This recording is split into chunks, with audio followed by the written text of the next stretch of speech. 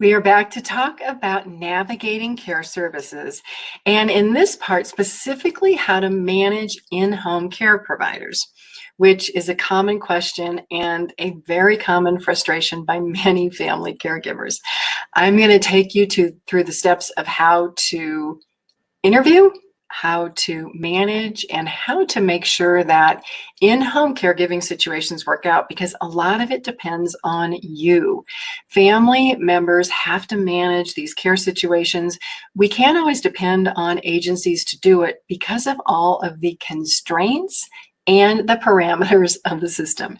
As always, I'm going to flip this slide. We are going to talk about the definitions and housekeeping. I'm Pamela D Wilson. Stay with me for this program. As you know, I use the term elderly parent or elderly parents. Substitute that term with the person for whom you're caring. The outline for the module is in the course materials. Print those slide handouts out if you have not, so that you can follow along with me. I purposely put ellipses on the slides, the dots, so that you can follow along. Let's talk about the objectives of in-home providers non-medical. At the end of this part, you should have tips to interview, hire, and manage non-medical caregivers for elderly parents, and to establish a positive relationship with their agency staff to support consistent care. An in-home caregiver is a person who comes into the home to help with activities of daily living. By now you know what those are. They are referred to as ADLs and other living tasks. They're the tasks that you probably already may be helping with. The bathing, managing continence, making meals, dressing, toileting, helping your elderly parents get around, doing some light housekeeping, meal preparation, laundry, running errands, do exercises with your elderly parents, and socialize. In-home caregivers can especially be helpful when you reach the level where you cannot provide more care, or maybe you live across town and you can't even be that caregiver. Maybe you live out of state and you can't be that caregiver. Think of in-home caregivers as team members who help you care for your elderly parents. Some caregivers that I speak to had situations that didn't work out the way that they hoped. And a lot of family caregivers will say, oh my gosh, I would never, ever hire an in-home caregiver again. It was a disaster.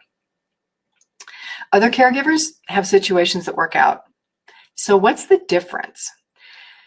The difference is knowing that hiring in-home caregivers is not effort-free. That finding the right agency and the right caregiver, it takes work. When you find a good match, it is heavenly. Caregivers can really provide peace of mind and give you a break as the primary caregiver from having to do everything. My recommendation is to interview several agencies, because if one agency doesn't have the staff or they can't fill a schedule, you can work with two agencies.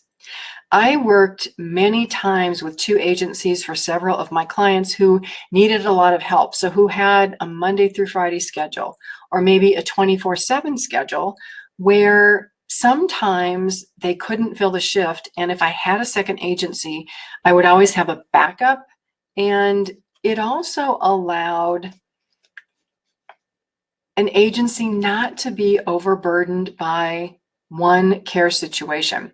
Because if a parent needs 24-hour care and you can't afford that care, that is a lot of work for a single agency.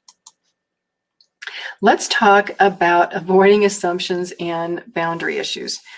In-home care agencies employ caregivers who come into your home.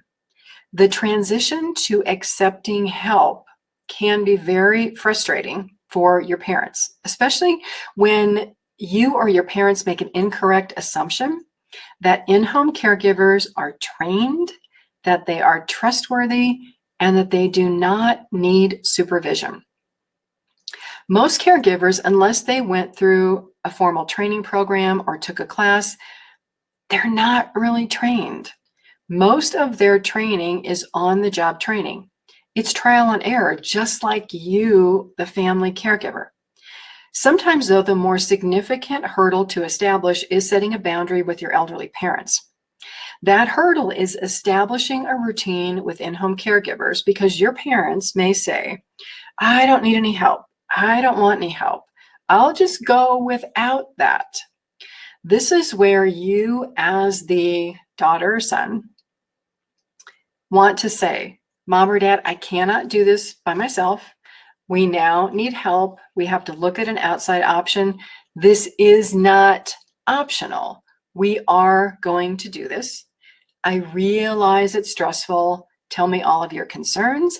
Let's work through it together, but we are going to do this together. Because that broken record statement of, I don't need any help, your parents are going to continue to say that until you tell them that this isn't an option. And even then, you may have some significant bumps because your parents are going to try to, they really don't want to do this, they will try to make it fail. The caregiver will show up, they will send them home, they will say that they didn't like the caregiver. When you first begin to use in-home caregivers, that is where most of the effort begins because you want to find caregivers that your parents like and accept. And there's also a lot of work to do with the agency. So let's talk about that. You want to interview the owner or the supervisor of that in-home care agency on the telephone first. Then you want to interview them in person if you think you like them. Ask about their background, their educational background, find out if you can get a copy of their resume, see if it's on the website. Ask about what professional certifications they have and the qualifications of the management staff. Like we talked about in the prior module, when you are looking at people to help you, which were the three people, the care manager, the financial planner, and the attorney, just like you want to make sure that those people have certifications and experience, you do the same in all of these areas, especially in home care. Ask how long that company has been in business. Are they a private company or are they part of a national franchise? Request a copy of their liability and their workers' compensation insurance. They can give you what is called an accord certificate, which they can give to anybody. You're not asking for a copy of their policy. You want a copy of the document that shows that they actually have that insurance and what the limits are. Look at their website. Many care agencies today have to be registered with the State Department of Health. There should be a website in your state that you can contact to look to see if there are any complaints filed against that agency. You can also request permission, and this is a permission issue, to speak with clients of the company because every client is guided by HIPAA, so the Health Insurance Privacy and Portability Act. They cannot share your information with anyone else without your permission. So when you ask for a client reference, they actually have to get permission from that client. It's not like they're trying to be sneaky. There are permissions and restrictions for giving out information. Also, when you're talking to the supervisor or the manager inside the agency, find out exactly who that person will be. So you want the name of the person who will be your primary contact anytime anything happens. You want to ask if there's a phone number, if there is an email that you can contact them by. And when you are in the process of starting care, find out what their process is to identify a caregiver who is a good match. Find out if you can interview the caregivers to make sure they're a good match, or do you have to meet the manager and the caregiver at the house the first day that they show up at your elderly parents? Figure out what the process is. Again, you want to avoid surprises and keep asking for information. So this is more information about the caregivers that you want to ask about. Ask if all of the in-home caregivers are background checked, and specifically what areas of their background are checked. If the agency only runs a criminal background check, other issues like poor driving record can indicate irresponsible behavior. Substance abuse, if that's not checked, a credit record may show poor money management. That you may think you not need to know about, but if caregivers don't manage their money well, are they going to be more likely to commit theft? I hate to say that. It's all aspects of a person's life. Issues with any or all of those background areas can potentially expose you or your family, your parent, to matters of safety, abuse, or neglect. You can ask the agency to confirm in writing that that caregiver has a clear background check, or I have even asked for copies of background checks. And believe it or not, agencies have given me background checks that showed that somebody had a criminal record or somebody had a driving issue. And I quickly turned down those caregivers. Because of staffing shortages, and this is one of those parameters and constraints, agencies today have become more lenient in accepting caregivers with poor driving records or minor criminal citations. When you're talking to agencies, you want to be specific as possible about the qualifications and disqualifiers. For example, if your parents do not like smokers, you need a caregiver who doesn't smoke. If transportation is an issue, you need somebody with a clean vehicle that your parent can actually get in and out of. Some caregivers will drive an SUV. Your parent may not be able to get in and out of an SUV. All of these details are so important. Like we talked about in the last section, setting the parameters, setting the criteria up front avoids unexpected issues and frustrations on your part. You also want to ask about training for dementia, bathing, cooking, other skills that are desired. If a person needs to cook for your elderly parent, you want to know if they have cooking skills. A peanut butter and jelly sandwich does not constitute dinner. And I laugh about that, but some caregivers can't cook. You can also ask for someone who speaks clear English. That is not discriminatory. Now, while the agency cannot discriminate against people they hire, if you have an elderly parent who has dementia, your mom or dad may not be able to understand a person who has a very strong accent. And if that is the person that's hired, your parent may become extremely frustrated.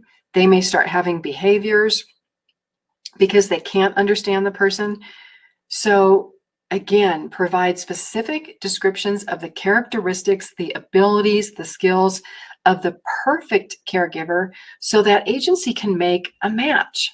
You also want to ask about turnover, and this is another constraint. Staffing turnover in these agencies on average is about 50%. This means that the in-home caregiver assigned to you might leave employment after several weeks. Turnover happens for a lot of reasons. It is a low-pay industry. Sometimes agencies do not train their caregivers. That is a significant reason. Poor scheduling, inconsistent work schedules, poor management skills. Sometimes agencies are not managed well, or a lack of transportation. You may have a caregiver who has to take the bus to get to work. Ask what actions that management staff takes when they interview and find a new caregiver for you. How much responsibility do they take for training? What training do they provide? If a caregiver has to be replaced, are you starting all over again? How does that work? And talk about your responsibility of training and acknowledge that you will participate in this to help the caregiver get off to a really good start. So we want to talk about timekeeping. You want to ask how time is kept and billed. The more advanced in-home care companies use automated time and attendance systems, whereby that caregiver calls in from the home of the client and calls out when they leave. Automated systems have a lot of benefits. They serve as a time clock to ensure that billing happens only for the time the caregiver is in the home. The caregiver will show up at their shift, they'll dial in on the telephone, they will do the same when they dial out, and they'll enter codes for the services provided that sometimes can transfer into an invoice. Automated systems also alert that agency if the caregiver doesn't call in when they're supposed to. The shift begins at 8 o'clock, the caregiver hasn't called in. The agency can call the house to find out where that caregiver is. Or if the caregiver hasn't shown up, they can make arrangements to send a substitute. If a paper system is being used, you want to request a copy of Timekeeping to be included with the invoice so that you know the accuracy of the schedule and what has been done. Let's talk about honesty, ethics, and boundaries. Boundary issues are very common when caregivers come into the home. In-home caregivers require repetitive training to maintain professional boundaries because this is such a personal industry. You, as the hiring person, want to ask for a list of professional boundaries or rules of the company because you don't want to create complications for the caregivers. All businesses have these boundaries, these parameters and constraints. And one of them includes the fact that you cannot hire their employees. The employee agrees to that when they are hired. They're not a staffing agency, they are a company. It's important for you to know the rules.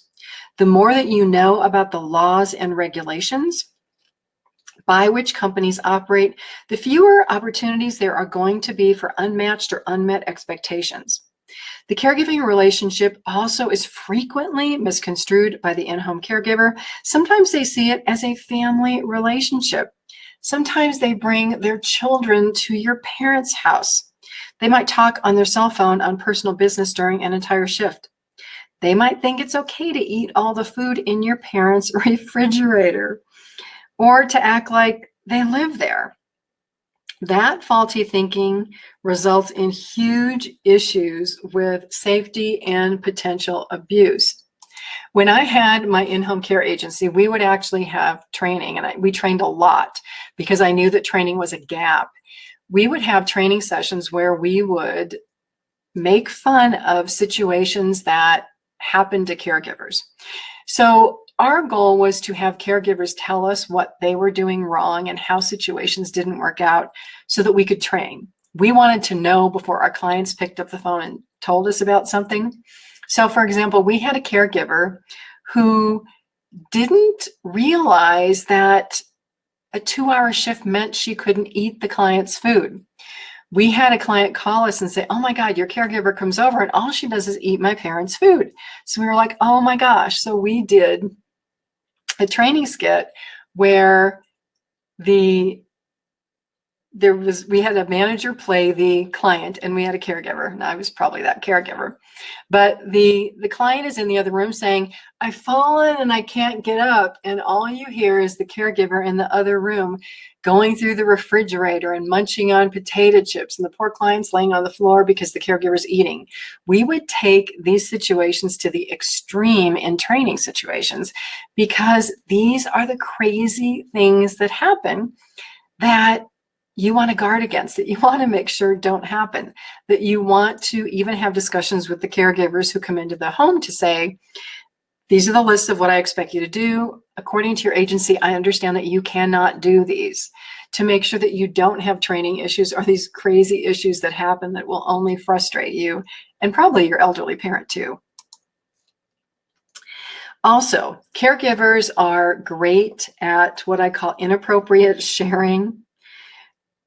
They are trained not to share personal information, okay? But that always doesn't happen. So your parent might ask them some personal information and they answer. And those things include giving your parent their private cell phone number, which they are not supposed to do. Giving you their private cell phone number, which they are not supposed to do. If you want to reach a caregiver, call the agency. Other family information. Caregivers will talk to clients about not being able to pay their bills, children that are having problems in school, maybe children that have been arrested, work situations. Another area where boundaries occur is the giving of items. Giving caregivers household items that you don't need is not permitted. Gifts, tips, money, never ever do that. If you want to do it and it's a holiday period, go through the office to give that gift. Because the minute that you cross that gift boundary, you have trained that caregiver that accepting items is okay. Accepting gifts or items from a client is a reason that caregivers can get fired.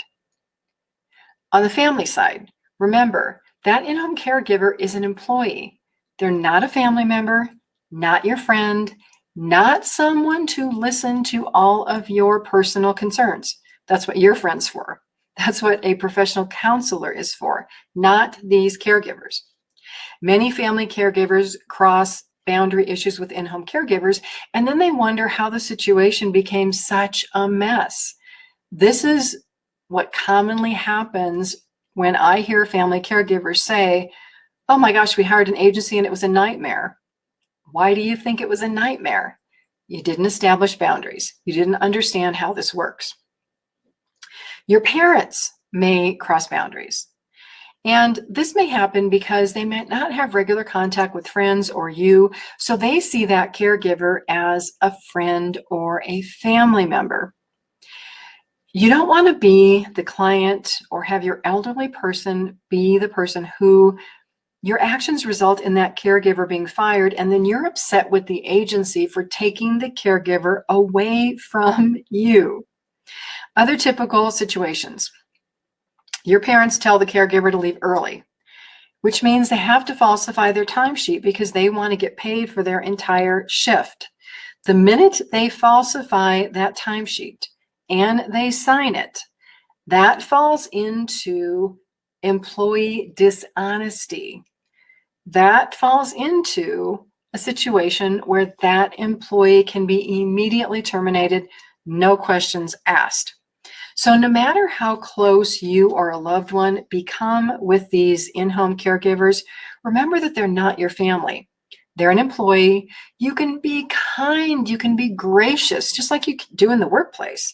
But you want to create and maintain a professional relationship so that none of this goes unexpectedly off track. Let's talk about no-call, no-show policies. No-call, no-shows are also frequent, unfortunately, in the in-home care industry. A no-call, no-show is when caregivers call off work at the last minute or they don't even show up at all. This happens when caregivers might have a family emergency, their kids are out of school, they have to stay home, or they are quitting and they don't even give notice to the agency. The issue is your parent is left at home without a caregiver.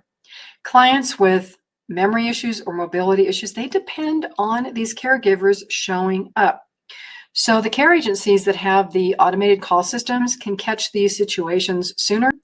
You don't want to be the person who has to call that agency to say, "You know what, the caregiver didn't show up. My mom or dad called me." Or you called your parents later and it's 4 o'clock and they say, "I'm still waiting for breakfast. The caregiver never showed up." Older adults who have dementia and can't be left alone probably can't call the agency to tell you that. You want to ask the agency how they manage no-call, no-show situations. How do they ensure that a backup caregiver shows up for that shift? What do they do about this? You also want to make sure that you have ongoing two-way communication. Establish a first name basis with the owner, the supervisor, the people in the office of the care agency to support talking about concerns in a positive way to identify solutions. You also don't want to be that family member who constantly complains and you're calling in and everybody in the office is saying, "You pick up that call, it's Sally Sue," or "You pick up that call, it's John." All they're going to do is complain. That being said, you never want to hesitate to call with an issue. You want to find a positive way to provide and request feedback. Also ask about the frequency of supervisory visits to the home. The management of the home should contact you according to state guidelines. It could be once every 90 days. They should do a home visit once every 90 days. We did that in my agency, and that smooths over a lot of these issues. If you don't like the assigned caregiver, do not feel bad. Not all caregivers are a good match. Contact the agency and request a replacement. Not all matches are made in heaven. And this is the benefit of, again, if you have a heavy schedule, use two agencies, you have a backup. Also, we're going to talk about daily checklists, and this again is a family responsibility. In many situations, your elderly parents aren't going to be able to tell the caregiver everything that they want done. There may be things that you want done, like cleaning out the refrigerator or laundry, that your parent isn't going to ask about. You want to create a daily checklist for the caregiver to avoid what I call unproductive time, which means they're sitting around watching television with your parent. If companionship is part of their job, they can provide companionship to your parent while they're doing other things. You request the caregiver to complete the checklist. You can put a notebook in the house. And if projects aren't getting uncompleted, you can certainly ask why. This is a system of checks and balances to ensure that you're not paying for an in-home caregiver who doesn't do what you ask for. You are also ensuring that the care that you are paying for is the care that is completed. In this module, I have included a copy of a checklist. It's an Excel spreadsheet that we used for caregivers, that I used for caregivers, that you can modify and just see an idea of what it looks like. You do want to talk to the care agency management staff when you establish these checklists so that they can reinforce the idea of the caregiver using and completing that checklist. Let's talk about medication reminding, which is a very misunderstood part of a caregiver's work. In-home caregivers are not permitted by most state laws to take medication from a prescription bottle and hand those pills to a client. That's your responsibility. It's your responsibility to put them in a medication minder box, because if a mistake is made, that mistake has to be on you and not the caregiver. If you can't put them in medication boxes for some reason, you can hire a private duty nurse to do that for you. They can confirm the medications prescribed by a doctor, pick up the prescriptions at the pharmacy, put the drugs into medication reminder containers. The in-home caregiver then can remind your elderly parent to take the pills out of that box and to take them. And in many states, you want to know this, in-home caregivers are also not permitted to assist with eye drops, ear drops, over-the-counter supplements, or wound care. You want to be sure to discuss all of these needs that are specific to prescription medications with the agency owner to initiate services and avoid surprises. So let's just talk about a summary. By following all of these tips to manage in-home caregivers, you might feel though you are personally responsible for everything to do with hiring caregivers. And honestly, in a sense, you are. The care agencies do the bulk of checking that you don't have to do. They run the background checks, even though you want a copy. They do all the payroll issues so that you don't have to be. They, in a sense, are that employer who will hire and fire those caregivers so that you don't have to do that. If you hire independently, that is on you. And whether you hire independently or through an agency, the training is still on you. That does not change because you know your parent situation best. You know what you want done. And in some situations, you may have to train the caregivers on how to respond to your elderly parent who has dementia, or give them tips on how to bathe. Because by now in this program, you know how to do all of this. You probably have been providing a lot of this care. Now you are transferring the knowledge that you gained over here to managing and working with care providers that you hire. And in the next part, we'll talk about care providers outside of the home. You have to move your parent. How do you manage those care situations? It's similar. You have the skills, you can do it. I'm Pamela D Wilson, caregiving expert, advocate, and speaker. Thank you so much for spending time with me in this webinar. I'll see you in the next webinar.